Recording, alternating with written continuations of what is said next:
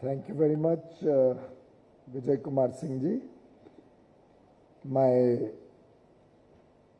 sister and colleague in the Union Cabinet, Srimati Darshana Jardoshi, Secretary UP Singh, other colleagues from the Textile Ministry and other ministries who have joined us today, and all the distinguished participants in this long-awaited physical interaction with captains of industry from the textile sector. A warm welcome to all of you for joining us today. Also a welcome to all those who are still on VC because we have restriction on the numbers of participants we can invite into Delhi. But truly it's a great endorsement of Prime Minister Modi's vision and persistent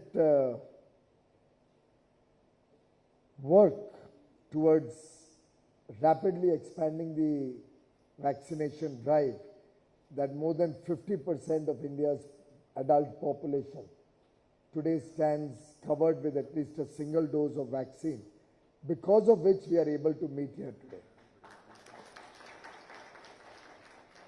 At the outset, I would like to also thank the Prime Minister for having appointed for the first time ever an Honorable Minister of Textile who comes from the textile community, who's directly somebody who's been involved traditionally for generations with the textile sector. बहन दर्शना बहन दर्जी समाज की प्रतिनिधित्व करती हैं और एक प्रकार से कभी भी शायद भारत के लंबे इतिहास में कोई मंत्री इस समाज से लिया नहीं गया है, तो अपने आप में हमारे क्षेत्र के लिए एक बहुत गर्व की बात है।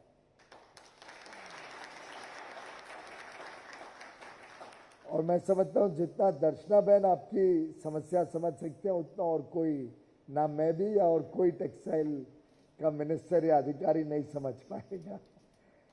तो आप सबके लिए तो एक सिंगल पॉइंट कांटेक्ट हैं जिनसे आप लोग और एंगेज करिए, जिनके साथ आप अपने दुख सुख को शेयर करिए। और मुझे विश्वास है कि जो मैंने अभी तक देखा है दर्शना बहन का काम करने का ढंग, उसके पहले एक सांसद के रूप में, अब एक मंत्री के रूप में, बहुत ही संवेदनशील व्यक्तित्व है उनका, बहुत ज़्यादा चिंता करती हैं इंडस्ट्री की। और आज की भी इस सेशन के लिए बहुत ज़्यादा उन्होंने लोगों के साथ बातचीत करी, पहले से लोगों से चर्चा करके क्या क्या विषय इम्पोर्टेंट है वो फ्लैग ऑफ किए।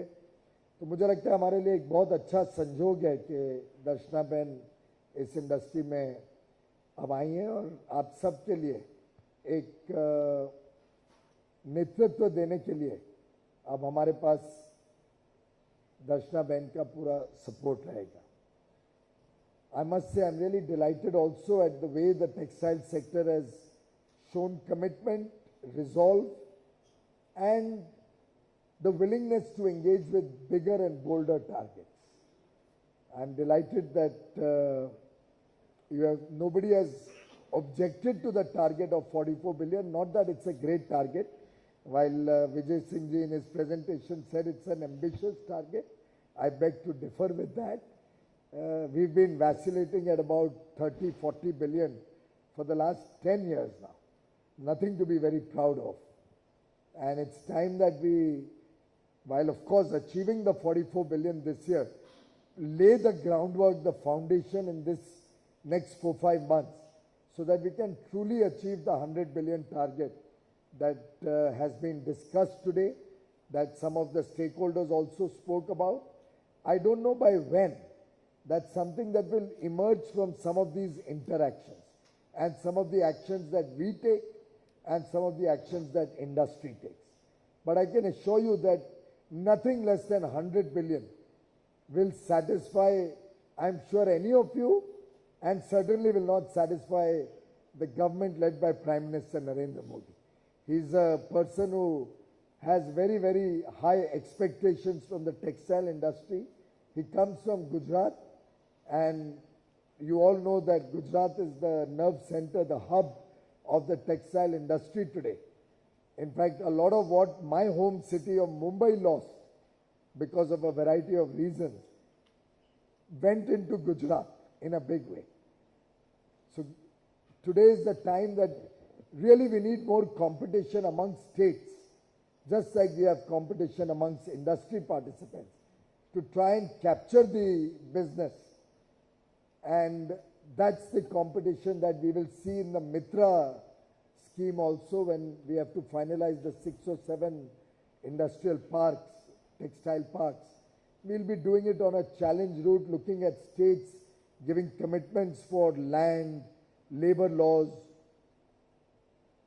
infrastructure, other state support, power, maybe power and other utilities at attractive prices.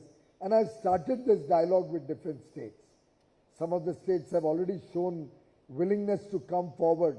For example, I said, can you assure me 10 years power at a fixed cost or at a defined formula-based cost for the textile industry to set up a park in your state? Can you give us land at very, very attractive rates to encourage more people to come up and set up in your state? And other such initiatives which states should also be forthcoming along with the central support. Because after all, what is RODTEP also? RODTEP largely are duties which the states are charging. Electricity duty, mandi tax, a large part of the fuel taxes also, which the states are taking as taxes from us, but the center is going to reimburse us under the RODTEP scheme. So effectively the states are the recipient of the money, the center from its post-distribution funds. So whatever the revenue center collects, first 42% also goes to the states. We are left with only 58%.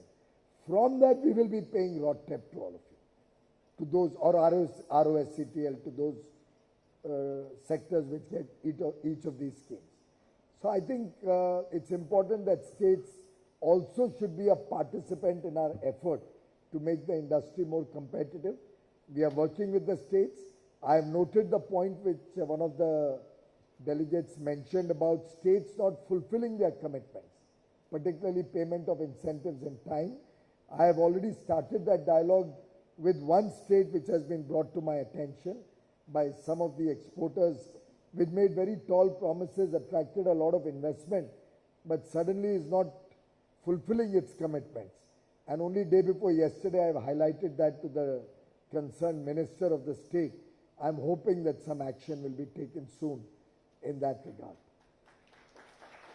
Similarly, there are some dues which are to be paid by the central government on export incentives of the past, which are pending for payment. We are working very closely with the Ministry of Finance to see how we can quickly get that payment out into the system, how much of it we can do in the current year, if anything is left over, whether it can be done in the next year or latest in the next 2 years.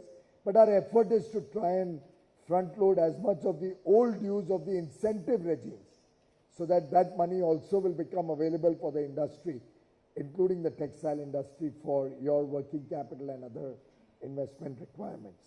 And we'll soon be coming out with more information on that. And I'm sure it'll be good news for the entire exporting community.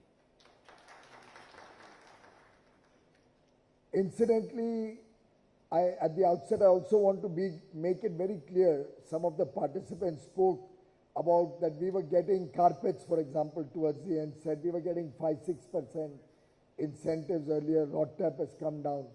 Kindly note that RODTEP is not an incentive scheme. It is only remission or reimbursement of the unremitted taxes, whether state or central, like electricity duty, mandi tax, taxes on fuel, which are not a part of GST, any coal cess that has gone into the production of electricity. And the determination of these rates are done in a very scientific manner by an independent committee set up by the Ministry of Finance. They sought information from industry about the component of unremitted taxes in their export product, and accordingly has finalized these rates. We have requested the Ministry of Finance to set up a review committee or an anomaly committee to go into any inputs that you may like to put up for correcting any rates where there may be a mistake. Of course, the government is open to hearing from any sector which feels that your rate does not truly remit your taxes which are not a part of GST. Because we do believe that India should be a part of the international global trade where we are exporting goods and services, not taxes. It is with that intention that this scheme has come out. And any of you who feels that your product has not rightly received what is due to them, please do put it up. It will be examined by the committee, an independent committee again. It's not something for the government or ministry to finalize or settle across the table. It's a rational scientific process that will determine this. And when we review it for the next year, I'm sure we'll be able to relook at any of such anomalies that may have come into the system. I also noted that the ministry was talking about the fact that anti-dumping duty has been removed on certain products. Again, that's not something that the ministry does arbitrarily. This is a process-driven item. There is a Director General of Trade Remedies which assesses whether there is injury to domestic industry, whether there is dumping happening, whether there is subsidy in some other country which is causing injury to domestic manufacturers. They also see capacity utilization of Indian industry, profit margins of Indian industry, and then make a rational decision on whether anti-dumping duty or any other protection is required. And this has happened through that process. ये बात अलग है कि कई सालों से आपकी industry का ये डिमांड था कि ये एक्चुअली इरेशनल है एडीडी कुछ केसेस में, पर वो सुनी नहीं जा रही थी. प्रधानमंत्री नरेंद्र मोदी जी ने एकदम स्पष्ट निर्देश दिया कि जो सही है वो होगा और जो सही है वो किया गया. तो मैं समझता हूं कि इसमें हमने अपना दायित्व ही निभाया है. और अगर फिर भी किसको कोई इसमें कठिनाई है या इंजरी लगती है तो our doors are always open. The DGTR office is always willing to listen to any unfair practices that is harming domestic industry. That's the job of the DGTR. So I'd like to reiterate that no, nothing unfair has been done, and should anybody still feel there's dumping in any product, it could even be dumping of garments for all you know. It could be dumping of fiber, it could be dumping of raw material, it could be anything. Or any subsidies being given anywhere, the DGTR office is ready and willing to consider all requests, and there's a whole process for it. But it will be done in a fair and honest manner without causing any injury to the user base also, the larger interests of the industry. So we have to balance every industry's requirement. I have often in my interactions with industry appealed to industry that is, while the DGTR does its job, government tries and supports users so that you get a level playing field when you are competing internationally. At the same time, it's important that we support each other. India needs industry, as Darshana Ben said, right from the farm to the final product, the fabric and then the fashion. Right, it's the entire value chain that India should try to capture. We have millions of young boys and girls with capabilities. We have skills in India. We have a lot of natural resources. We have now a large petrochemical sector which can support the textile, the technical textile sector. So we have everything going for us.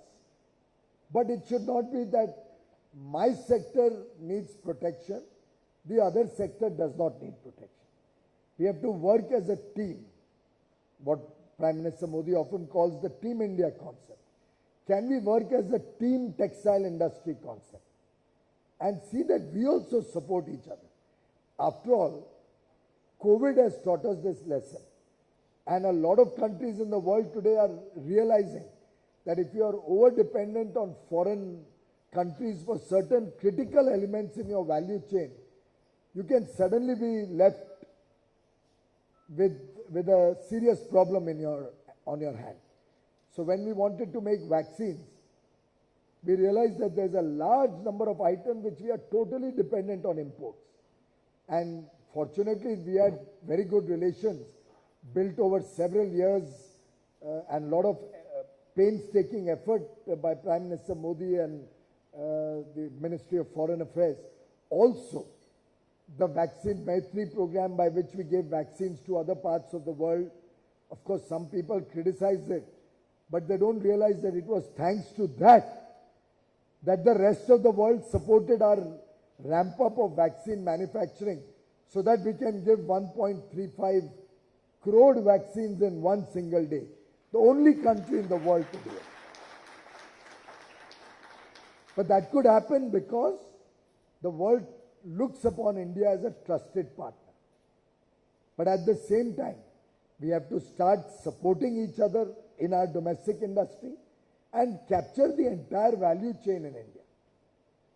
And that's the request I would like to reiterate today, that we must all also see how much of our input products we can preferably source from India.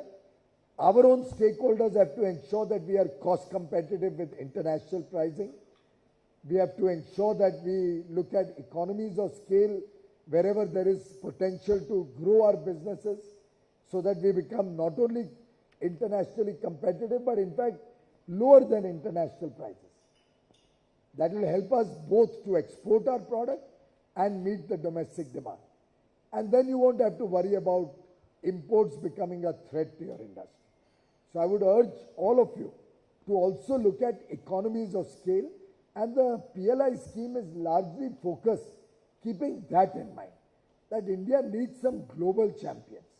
India needs some players at the world level which really manufacture to scale in a competitive manner. Because ultimately in the long run, exports has to stand on its own legs. Exports have to be independently viable. This constant demand of subsidies and constant demand of incentives is not going to be good for industry. And personally, in my 7 years in different ministries, my own experience has been that wherever we removed subsidies and all these artificial clutches, those industries have flourished. The services sector in India today probably exports 5 times what you are exporting. 5 times. But no subsidies, nothing. They are doing it on the strength of their capability, on the strength of the skills that India has. And to my mind, our Indian textile industry has all those ingredients to become self-sufficient, to support each other, even in the value chain that's present in this room. We all heard different divergent views coming from different sides, albeit in a very diplomatic manner. I'm grateful to you for that. We didn't see any acrimony across the different sectors. But it's also important we support each other so that we can ensure that we get the entire value chain captured in India. I'm told processing is still something where we are weak. I'm told technology adoption, particularly in the looms and all, we still have a long way to go. We need to convert a lot of the traditional technology in manufacturing of our fabric or our textiles to become more contemporary. What some of the participants guided, one of the young boys, and then I think also another senior colleague mentioned about engaging with other countries to bring technology collaborations into India. I think, Vijay Kumarji, we should seriously look at a small team with industry partnership. Industry, I mean the private sector partnership, which will focus its energies on that. I still remember when I was a younger person, there used to be a Lakshmi machine works or something, right? Probably they're still there, but I still remember there was a time we were one of the world's largest suppliers of textile machinery. Spinning. Our Indian machineries used to go all over the world. Even today, wonderful. But we need 100 Lakshmi machine works in the country. And that's where we all have to aggregate demand, show that we will buy from Indian industry if they bring collaborations, bring modern technology. ऐसा तो नहीं हो सकता है कि हम लोगों को इनवाइट करें, यहाँ पे इंडस्ट्री को प्रमोट करें और फिर हम बोलें कि भाई हमको तो लाख रुपए सस्ती मिल रही है बाहर से तो इंपोर्ट कर लेते हैं. फिर ये एक प्रकार से इंडस्ट्री को भी थोड़ा एक मिल के काम करने की आदत डालनी पड़ेगी. तभी लॉन्ग टर्म में हम सक्सेसफुल भी होंगे और ये 100 बिलियन का टारगेट भी पॉसिबल होगा. टेक्निकल टेक्सटाइल मिशन भी एक शायद स्मृति जी के समय बनाया गया और जिसने खासतौर पे पर्सनल प्रोटेक्टिव इक्विपमेंट का तो अभी एक हमारे मित्र ने जिक्र भी किया. We are the second largest in the world. पहली बात तो सेकंड लार्जेस्ट क्यों है उस पर ही चिंता करनी पड़ेगी. Why not the first. Point 2, I'm told our exports are doing well in that area. What more can we do to improve our quality, to improve our world presence? How can we be more cost competitive? What economies of scale? इसके ऊपर ये technical textile mission में, I believe that there are some research institutions also involved. पर मुझे लगता है कि थोड़ा private sector के साथ और engage करके, I want a very, very clear roadmap on technical textiles to be drawn up. A lot of the speakers spoke about the world market being 70% textiles, whereas India has focused traditionally, and again, rightly so, on our cotton industry and on other domestic strength areas. But I think recognizing that a large market is available on technical textiles, let us work in partnership with industry to see how we can start increasing our global share in technical textiles. I believe 92 items have been identified for mandatory use across 9 ministries and departments. Take a review of what has happened in that. Has it helped build up some scale in those sectors, in those items? One of the young boys spoke about that. Maybe we need to reiterate that instruction. Though I'm not extremely keen that we should right now, by legislation or by law, restrict and create hurdles in the orderly growth of other sectors. Like there was a suggestion that we should make sure that everything fire retardant is used. Now that's a good, noble idea. And it should not be by mandate. It should come from public demand. I mean, gradually people will start saying, I'm not going to go to that hotel if it's not using proper fire retardant material. And to my mind, that feeling is coming up. At least in the railways, I remember we had started addressing this issue of fire retardant material on the seat upholsteries, any paneling we do. But I think overall in the country also, and then those who make it will have to sensitize people about its importance. Then gradually we'll see at the entrance gate, people will start advertising you are entering into a safe building. Right? So, but at the same time, I have noted that point. I will also have my team discuss with the Urban Development Department to see if there are certain areas which are very critical and need to be addressed also by, if not legislation, immediately by guidance notes. The interest equalization scheme, we had extended, I think, up to September probably. And we are working with the Ministry of Finance to see what happens going forward. Of course, interest rates overall are low, so we'll have to recalibrate the scheme to make it more contemporary and relevant to current interest rates. We are also working with the Ministry of Finance on ECGC to see if we can help to increase the coverage from 60% to make it higher, because I see two benefits in that. One is the rating of that credit will improve. So your interest cost will further reduce on its own, even without the interest equalization scheme. Your rating improves, you get easier availability of credit, particularly the smaller players. And somebody raised in one of your presentations that there's a double payment of ECGC covered. The DGFT or the Commerce Ministry may kindly examine that and with banking sort out that there cannot be a double cover. If the bank is taking a whole turnover policy, that item need not be covered separately. So we need to address this issue, or at least, or maybe the banks need not pay premium on that part of the credit which is already ECGC covered through an independent policy. And with in the age of technology, it can easily be calculated or worked out. Similarly, shortage of containers and freight rates is an issue on which the Cabinet Secretary recently held a meeting. I'm also proposing to meet with all the stakeholders on that. Of course, it's a private sector driven product or service. And beyond a stage, I don't know how much we'll be able to interfere in that. It's a global problem. And if you look at the export numbers, it's not as if exports have stopped or got, that badly affected. So it's something that if it's a problem for you, it's a problem for other countries also. And in a way that is a levelizer. And government cannot be mandating or forcing these rates, because we'll also have to see that if we force the rate today downward, just like in the last 10 years, you all enjoyed the very low rates.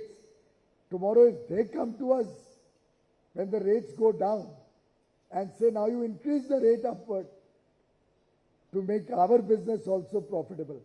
So, ये तो double-edged sword hai. You must be prepared mentally for that before you all start asking for regulation of freight rates and all. I think that's something that should be done very cautiously and carefully. However, we'll be talking to the shipping lines. We'll be working with them to see what can be done to get adequate containers into the country. What can be done to rationalize these rates which have actually become really exorbitant. And let's hope for some good outcomes coming out of that. Somebody spoke about payment. I'm given to understand that full container loads you are allowed to pay freight in dollars. But part containers, there seems to be some problem. The shipping companies are not accepting in dollars. I remember vaguely about 2 years back having some engagement with the freight forwarders and the shipping companies on these issues, but I think we need to, in the next meeting that I'm having with them, where I'll be discussing container shipping rates, I'll also try to sort out this payment in foreign exchange. If any of you could give more specific examples, I'm delighted that a lot of issues have been raised today, but please give more specific examples of where and what problems you all are facing. That makes it easier for us in government to address the issues.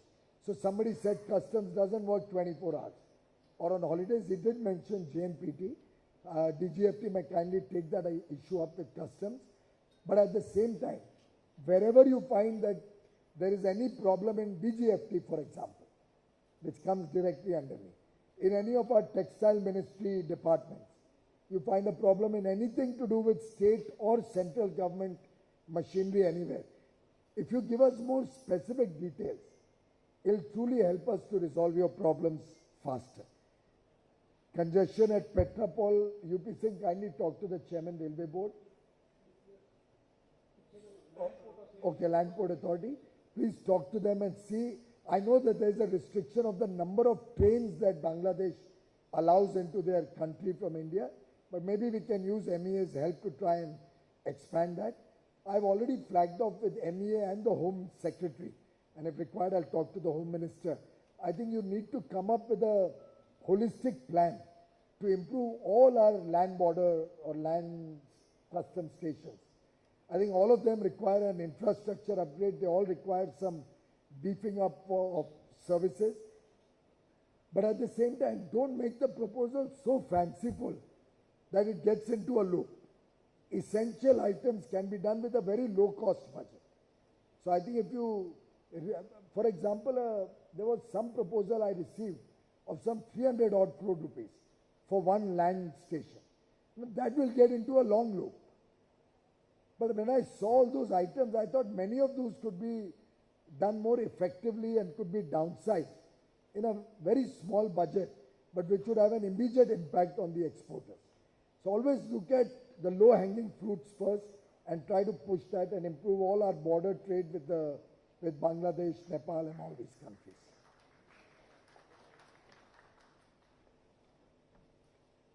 I have a lot of talking points that the office has prepared. I'm not looking at that. I'm only looking at all your presentations. Banking issues, I'm just advised by Secretary Textile that he has had a discussion with the Banking Secretary, also with the Chairman of State Bank of India, and very soon we are going to call a meeting of bankers to address the issues of the textile industry and understand their problems from the bankers' perspective. After all, bankers are in the business to lend. Why will they not give money? There might be certain issues that they also may have, which we'll have to understand. I think in our business, we should also look at where are the pain points, if there are any specific banks, specific areas, specific sectors, and if you can flag it off quickly with Mr. Vijay Singh or with Mr. Jai Karan Singh, our trade advisor. I think let Jai Karan Singh lead the banking initiative. So you please approach all of the main players, particularly the MSME and the handicraft and handloom sector, so that we can be more prepared for our discussions with the banking system. There is the issue that many raised about import duty on cotton and those small 1 or 3% or something which was allowed for our exporters. I think that's been raised several times by us also. We'll make one more effort on that. I cannot say anything more than that at this stage. But UP Singh, please do take up that issue again. Also discuss with agriculture and see if agriculture can give us support. Because most of the items that are being imported in this really may not be impacting our domestic agriculture, particularly the grades of cotton that are being imported. So I think we'll need support from agriculture, but let's make an effort for that.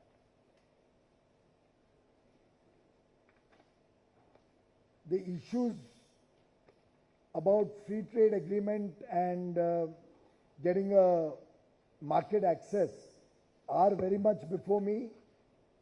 While we did not agree to join RCEP, and I think the entire industry heaved a sigh of relief on that famous day, probably 4th of November, when Prime Minister Modi announced that India is not joining RCEP.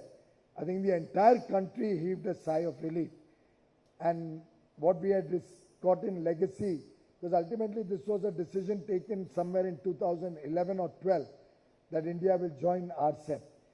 And therefore, it was an inheritance. Just like somebody mentioned, we should have younger people coming into this trade and industry. But we are very proud of the inheritance that you are all going to leave behind. But I do agree, Mr. Singh, that we need to see more youngsters in the leadership roles in all these associations. अभी आप लोग भी सोचिए, थोड़े और youngsters को अपने Texpro Cell और SRT, PC सब में नए लोगों को शक्तिवेल, जरा आप भी थोड़ा और नए लोगों को मौका दीजिए अभी.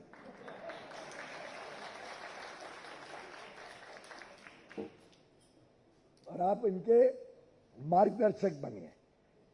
Anyway, I've diverted from the topic.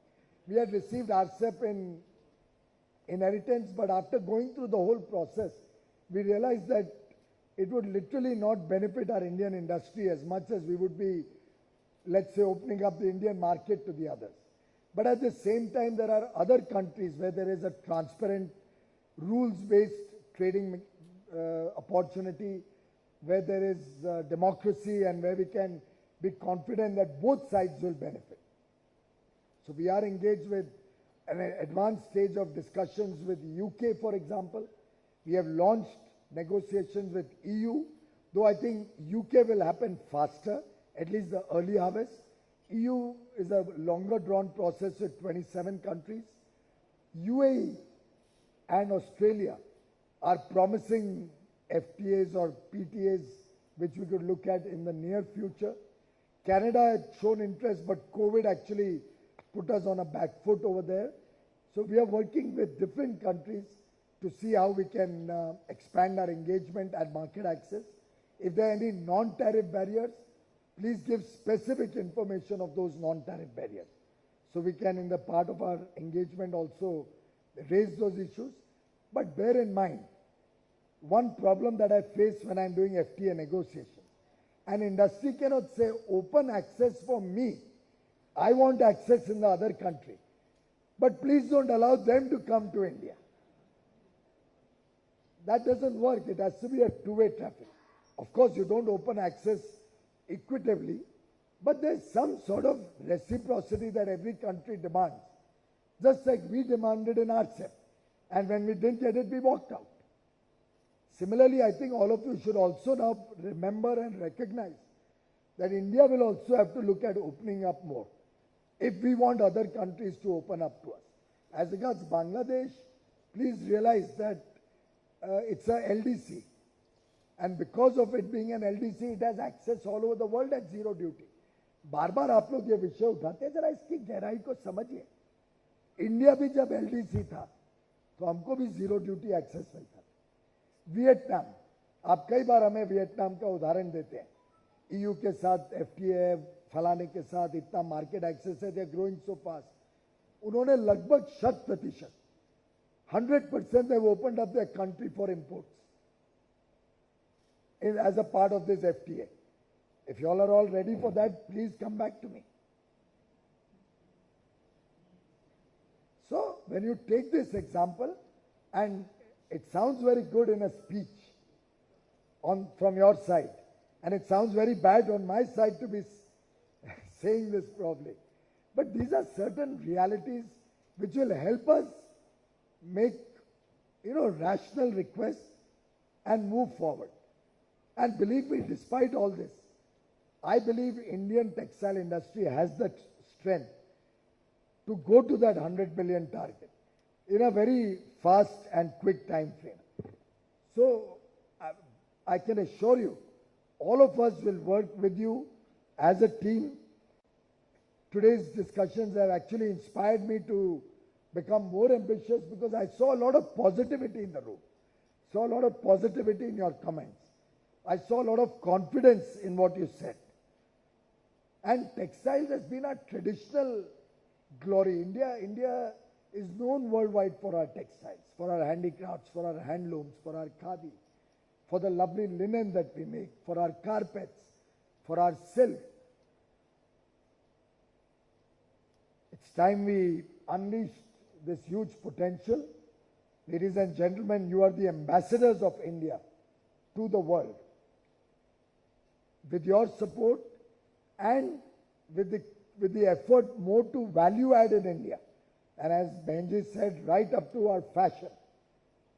I'm told that dresses these days or clothes and saris that we are all going to see in Surat and Vadodara and Navratri, and I hope this time we can actually start celebrating Navratri again, Diwali again, Dasara again. I'm told some of these clothes are really expensive because they add a lot of value in terms of embroidery, knitting, designing. Let's take all of that to the world. Let's focus on our knitwear. Let's focus on our high fashion designed products. Let's make our designs and our products gold standard in the world market.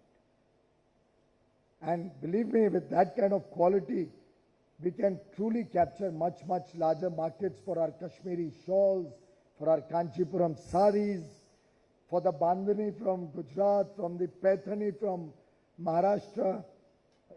I hope I said it all right because it's still a relatively new subject for me. I'm told Odisha's Sambalpuri saris are very, very famous.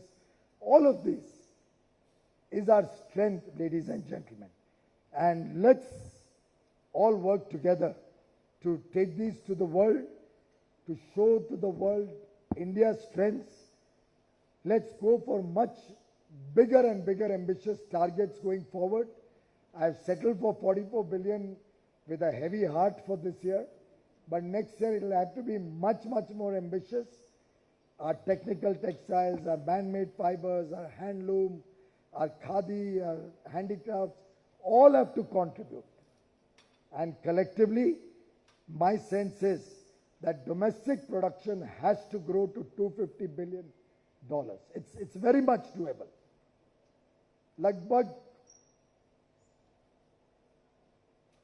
अगर हम सबने तय कर लिया कि ये करना ही है,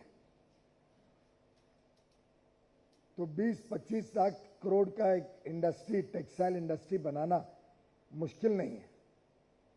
एक्सपोर्ट्स को 75 लाख करोड़ तक, 7.5 लाख करोड़ तक लेके जाना मुश्किल नहीं है, बहुत संभव है.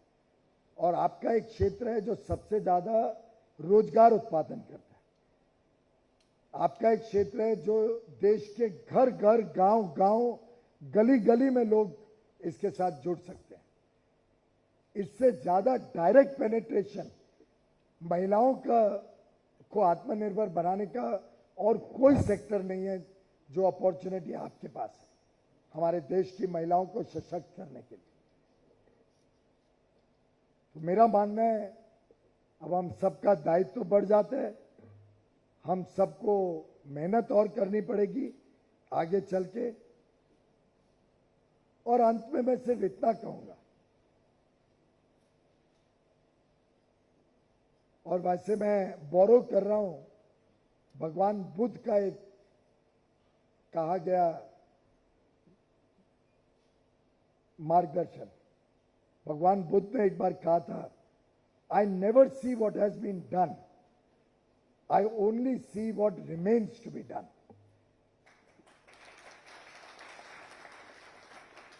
Thank you very much for all the good words many of you spoke about the efforts of the Government of India, for the Prime Minister, for my colleagues in the different ministries. I'm grateful for all your kind words. Equally, I'm conscious of the huge responsibility that such ambitious targets cast on all of us. We are standing shoulder to shoulder with you. Let's work together and make this happen. Thank you.